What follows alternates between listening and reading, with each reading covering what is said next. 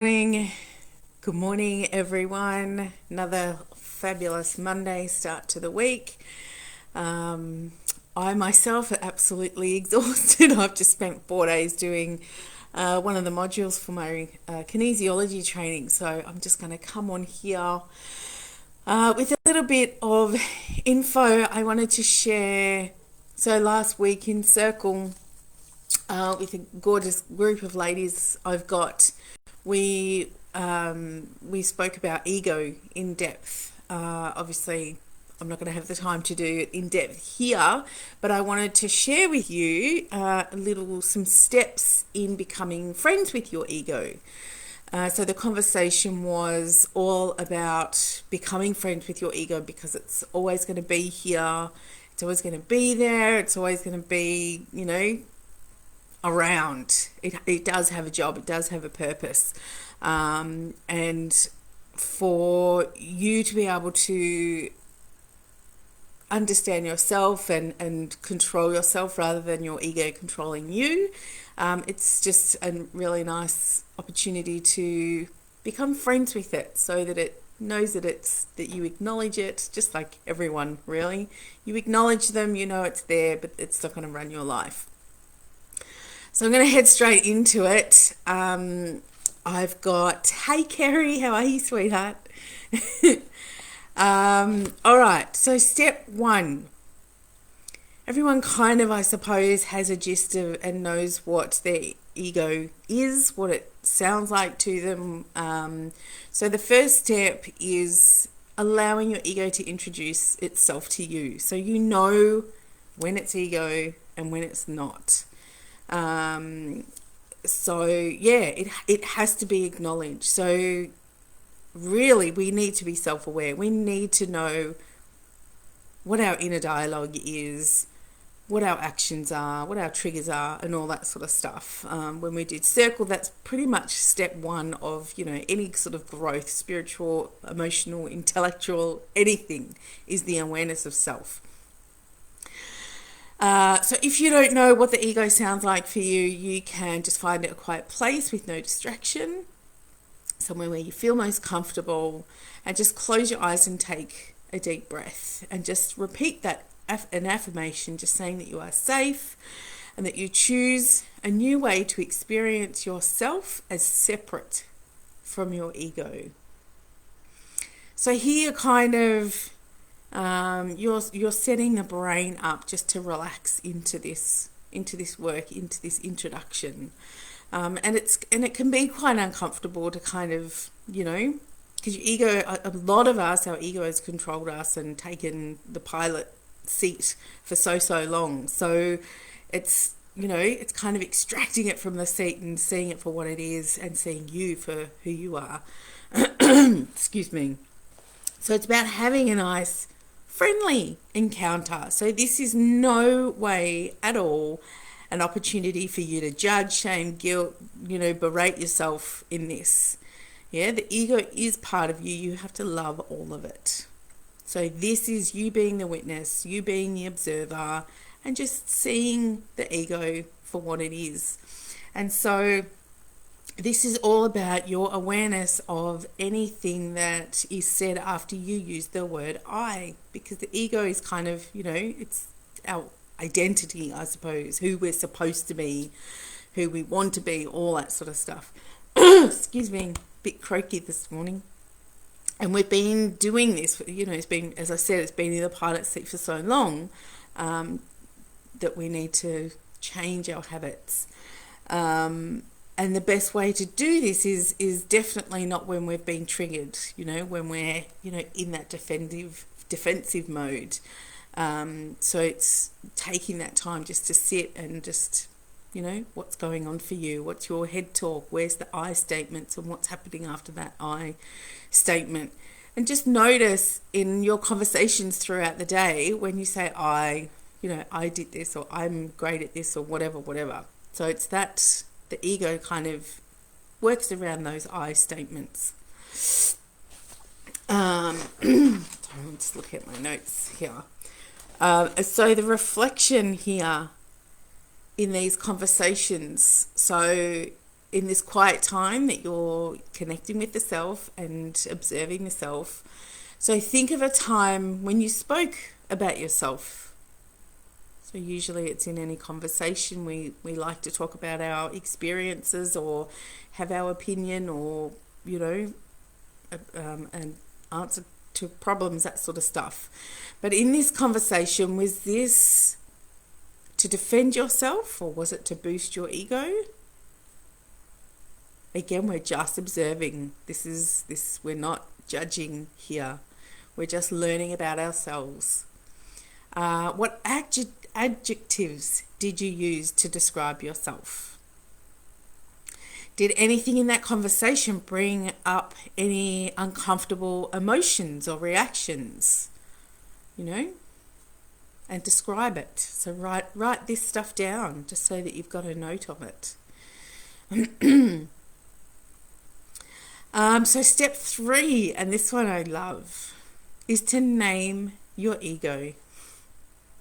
So whenever your ego comes up, just what is she called or he called? It could be like a name, like, I don't know, Sophia or George, or it could be something that's annoying, like, there's the tin can rattling in my brain again, or something. So it needs its own identity. So what's your ego's identity? What are you naming it? And we do this, and this is quite powerful actually, because it actually then we go, it's actually separate from us. It's a part of us, but it is not us, if that makes sense. So it's always going to be a part of us, but when it comes up, you can go, there's Sally, she's rattling off again. Thanks, Sally, but no thanks. So when we name our ego, when we're aware of what it looks like or what she sounds like or what she says, when you're aware of that, you've separated yourself from it. So when we've separated, we have more control to kind of go see who's in the pilot seat, if that makes sense. And so over time, as you become more aware of her habits, or its words, its language, and that sort of stuff, you'll know what situations to expect your ego to be triggered.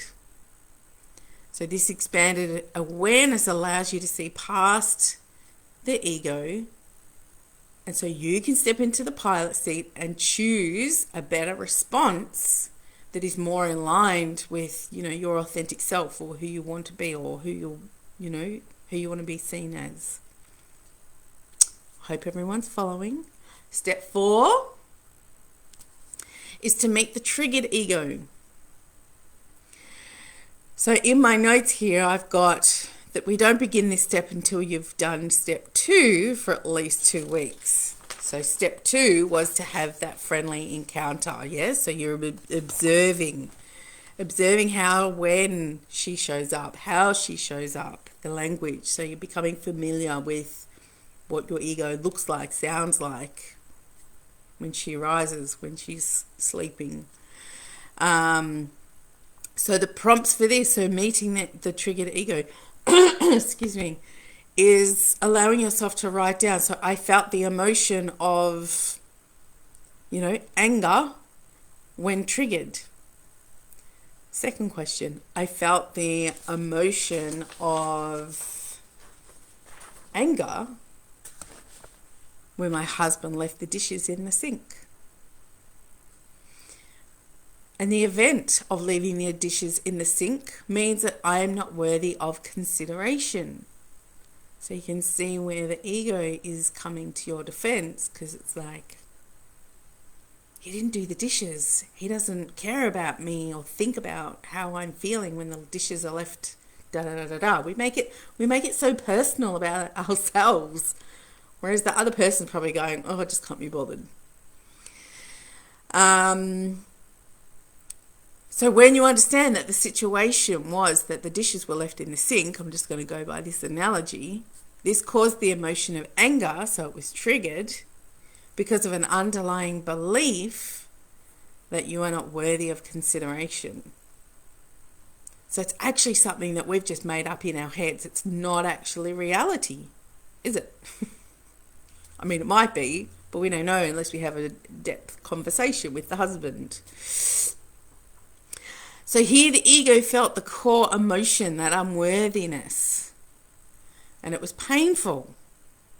And since we've never learned to process that emotion in a healthy way, the ego comes up and projects it outwards. So our ego is basically here to protect us, to keep us alive, to come to our defense, you know, to go, hang on a second, that's not right, you're being treated unfairly. Even though sometimes it's, you know, not 100% true. It goes through the filing system and goes, this has happened before and this is what we did. I hope you're all following. Step 5. This is about accepting and appreciating the ego. Yeah, so this is where we become friends with it. If anyone does shadow work, there's a lot of work with the ego in the shadow work as well, which is really cool. And this can take some time. Hopefully once you've done step 2 and you know what it sounds like, what your ego sounds like, what it does, the language and all that sort of stuff, it does become easier to kind of, once you've separated, you've given it a name, to go, oh, that's Sally. I appreciate what you're doing, Sally.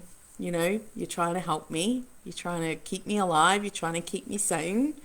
But you've also got to let it know. So you've got to step in the pilot seat and go, I've got new tools now to do this better. This is what we're going to do. So it's acknowledging it, it's appreciating it, but it's accepting it as well. Yeah, we don't want to shove it down because it'll just scream louder. So some prompts in appreciating and accepting the ego. So I accept that my ego has come to protect me from the emotion, the anger. Yeah. It is okay for me to experience a new emotion, you know, that acceptance. And I no longer have to attach events in my life to meanings of anger. I am accepting. Does that make sense? So you're kind of accepting and acknowledging that the ego was there to protect you, to defend for your, you know, your right. But it is okay, right? It's like talking to your little child. It's okay. I get that's what we've done in the past and we're still here. We're still alive. But it wasn't a healthy way. So come on, we've grown, we've got new tools. We're going to do it this way and it's okay. It's safe. So you actually, you know, you're wiring new neural programming as well.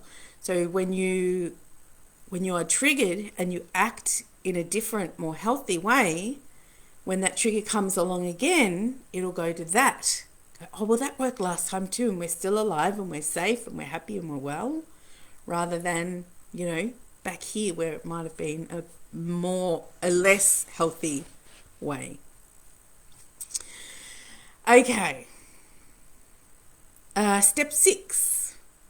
And this is an optional if you want to really, you know, push the limits here. I find this one really quite cool. So this is about watching a YouTube video of something that is the absolute polar opposite of your viewpoint. Sit with any emotions that come up. Allow yourself to listen to the words objectively and see if you can hear beyond your initial emotional response. So does that make sense? So you'll hear the ego coming up going, oh my God, that's not right. That's not what we think. Rah, rah, rah, rah, rah. But seeing it for who it is. Thanks, Jessica. Or thanks, Sally. That was really informative. I'm just going to put you over here. Step back. You're going to separate your ego because all your morals, your values are being challenged. Your ideas, your opinions, who you are as a person has been challenged. So your ego is here to go, no, I'm defending all this. So I'm going to watch replay the process. Yeah, nice. Cool. Write them down.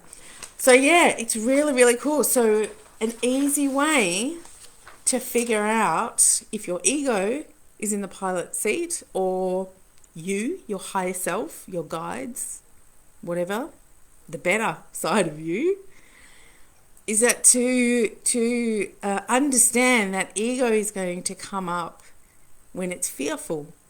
So ego is all that fearful language. So if your inner talk is like, oh my God, I can't do that. No, you don't deserve that, blah, blah, blah. So anything that's coming from fear or makes you feel, negative or down, sad, all those negative emotions, that's the ego. It's trying to keep you safe. It doesn't like change. It's going to keep you here. No, we can't have that. We haven't experienced that before. Don't know. I'm scared shitless. We're just going to stay in the comfort zone. Nope. Yeah? But anything that comes from love, anything that's going to help you grow, help you expand, help you gain more knowledge, better experiences, things that make you feel, so the inner talk that makes you feel good, even though it could be a little scary because it is new, that'll be your higher self. That'll be your love. That'll be your guides. So the ego comes from fear. So anything that feels fearful is coming from the ego. Anything that feels expanded, new, brings in that joy, that happy, that's the higher self. So you've got to figure out who's in the pilot seat, who's going to control your actions, your reactions, who you are, what you do, what you're going to experience. So it's a really nice little process to kind of figure out who's running the show here. Is it your ego? I can't be bothered doing that. Which is nice every now and again, but when that's running the show all the time, you can't be bothered doing anything, so there's no growth. There's no joy. It's just like, oh no, we've been sitting on this couch for ages eating chocolate and we're still alive and we're still safe and it's all good. Can't go outside and, go for a run or whatever. Just a really nice, quick way so you can replay this, write down the steps, but practice it. It's a really, really interesting self-observation, the witness of self, how you are, how you act and react, and who's running the show. Is it love or is it ego? Is it fear? Is it love? Is it fear? Who do you want to run the show? How is your life? Do you love it? Not so much. Does it need a bit of spunk? Does it need to change? To be aware of who's running the show. If you want change, allow love to run the show for a while. But yeah, I love the idea of naming the ego so that it is a part of you, but it is not you. That in itself is really profound. I think I found it profound. Have a play with it. Just learn what your ego sounds like, what language it uses, and that way you can just keep tapping in and figure out who's running the show, because we don't want ego to run the show all the time. It might sometimes, that's fine, but we want to be the director of our life. We want to create our reality. So we need change to do that. Are you willing to do that? Very interesting question. Anyway, have a play with that. Have some fun with it. And I'd love to hear any insight, anyone who has experienced, what ego sounds like to them, whether or not they've been able to become friends with them or not. So thanks, Kerry. Yeah, it's good. Hey, Michelle, give her a name. So yes, have fun with it. It is fun. But that YouTube challenge is really, really cool. Yeah. So until next week, I'm going to sign off. I might have a nap. Have a great week, everyone, and I see you next Monday. Bye for now.